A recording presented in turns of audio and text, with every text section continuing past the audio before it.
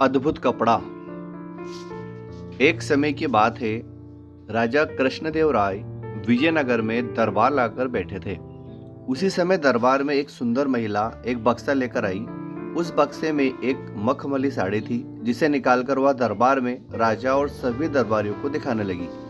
साड़ी इतनी सुंदर थी कि जो भी उसे देखता हुआ हैरान रह जाता। महिला ने राजा से कहा कि वह ऐसी सुंदर साड़ी बनाती है, उसके पास कुछ कारीगर है जो अपनी गुप्त कलाओं से इस साड़ी की बुनाई करते हैं। उसने राजा से निवेदन किया कि अगर राजा उसे कुछ धन दे तो वह उनके लिए भी ऐसी ही साड़ी बना देगी। राजा कृष्णदेव राय ने महिला की बात मान ली और उसे धन दे दिया। महिला ने साड़ी तैयार करने के लिए 1 साल का समय मांगा। इसके बाद वह महिला साड़ी बुनने वाले अपने कारीगरों के साथ राजा के महल में रहने लगी और साड़ी की बुनाई करने लगी। इस दौरान उस महिला व कारीगर के खाने पीने से लेकर तमाम खर्चे राजमहल ही उठाता था। इसी तरह 1 साल का समय निकल गया। फिर राजा ने अपने मंत्रियों को उस साड़ी को देखने के लिए उस महिला के पास भेजा। जब मंत्री कारीगर के पास गए तो वह देखकर हैरान रह गए। वहां 2 कारीगर बिना किसी धागे या कपड़े के कुछ बुन रहे थे।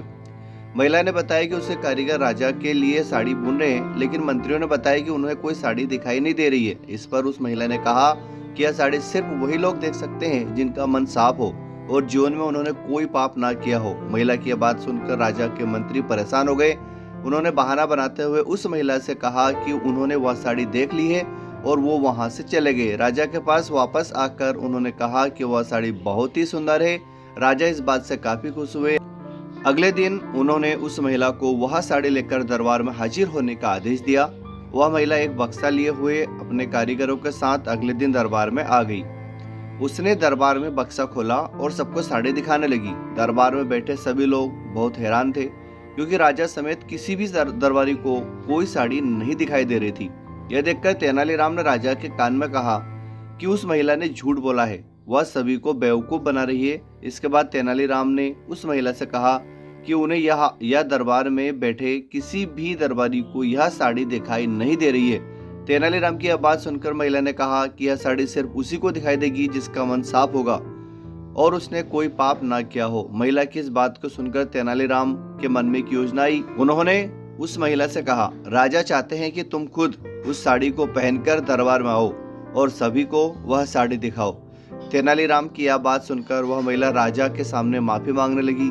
उसने राजा को सब सच बता दिया कि उसने कोई साड़ी नहीं बनाई है, वह सबको मूर्ख बना रही थी।